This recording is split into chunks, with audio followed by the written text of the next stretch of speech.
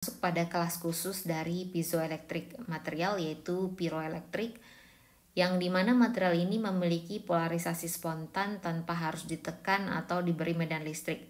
Polarisasinya berubah dengan perubahan temperatur.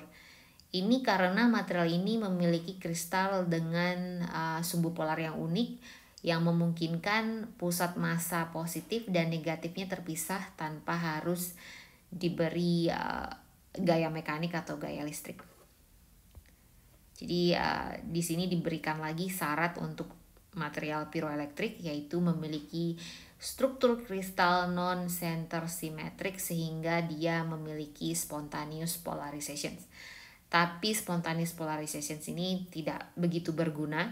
Yang kita butuhkan adalah ada perubahan polarisasi yang bisa kita deteksi, sehingga perubahan ini bisa kita gunakan dalam banyak hal.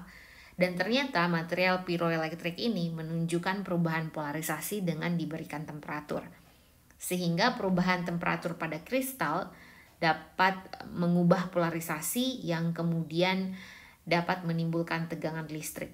Jadi inilah yang disebut dengan efek pyroelectric. Jadi ini adalah contoh-contoh material pyroelectric. Ingat, material pyroelectric merupakan material piezoelectric juga.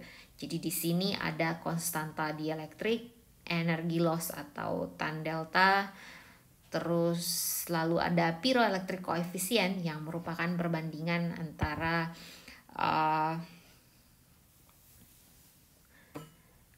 perubahan polarization terhadap perubahan temperatur.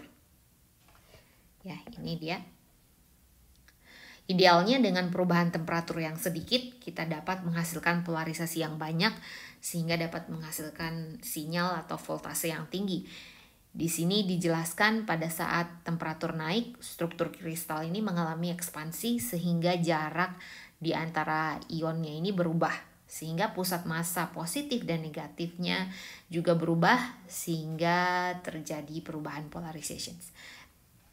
Jadi semakin besar koefisien pyroelectric ini akan semakin bagus, dan bisa Anda lihat PZT ya, yang tadi juga kita sudah singgung, memiliki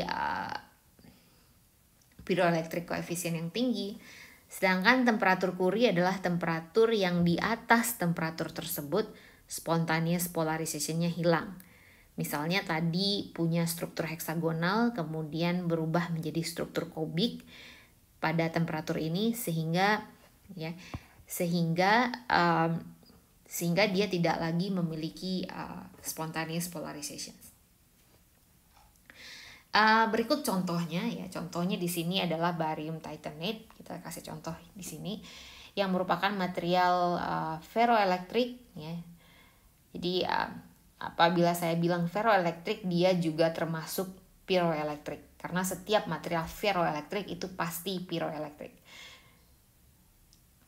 Pada temperatur di bawah 130 derajat, itu yang merupakan temperatur Curie-nya dari material tersebut, barium titanate memiliki struktur kristal tetragonal. Ini dia.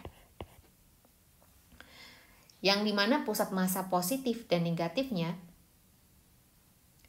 berada di titik yang berbeda. Ya, coba Anda lihat di sini, barium dan titanium adalah ion positif. Jadi yang warna biru dan warna merah adalah positif.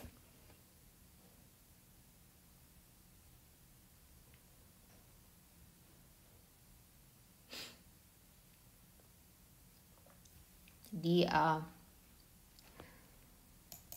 dan oksigen adalah yang negatif. Jadi pusat massa positif ada pada titanium, sedangkan pusat massa negatif ada pada titik O ini. Jadi ini adalah pusat massa negatif dan ini adalah pusat massa positif. Sehingga terjadi polarisasi spontan pada temperatur ruangan. Ketika temperatur dinaikkan di atas temperatur Curie, ada atau temperatur di mana setelah itu sifat pyroelectric atau ferroelectricnya hilang, kristal barium titanate berubah dari tetragonal menjadi kubik yang memiliki center of symmetry, yang dimana pusat massa positif dan negatifnya ada pada satu tempat. sehingga tidak ada lagi yang namanya polarisasi. Maka di sini voltasenya 0. Di sini ada voltase di sini di bawah temperatur Curie. Jadi di sini diberikan lagi keterangan lebih lanjut ya. Tadi yang sudah kita diskusikan di slide sebelumnya, silahkan dibaca. Kemudian contoh lain adalah piezetti yang dari tadi kita sebut-sebut karena memiliki piezoelektrik dan pyroelectric koefisien yang tinggi yang terdiri dari Pb2+, O2-, Ti4+, dan Zr4+. Jadi yang positif adalah ini ya, Pb2+, Ti4+, dan Zr4+, dan oksigen yang muatan negatif. Jadi piezetti memiliki temperatur Curie yang lebih tinggi dari barium titanate, yaitu 230 derajat Celcius. Jadi bisa Anda lihat di sini, di atas temperatur Curie dia kubik, polarisasi 0, di bawah temperatur kubik dia tetragonal, sehingga pusat massa positif dan negatifnya berpisah sehingga terjadi polarisasi. Nah, kita akan masuk pada aplikasi dari pyroelektrik. Sekarang Anda bayangkan aplikasi apa yang membutuhkan semacam sensor jika terjadi perbedaan atau perubahan temperatur. Jadi perubahan temperatur ini akan mengubah polarisasi sehingga bisa memberikan electrical signal.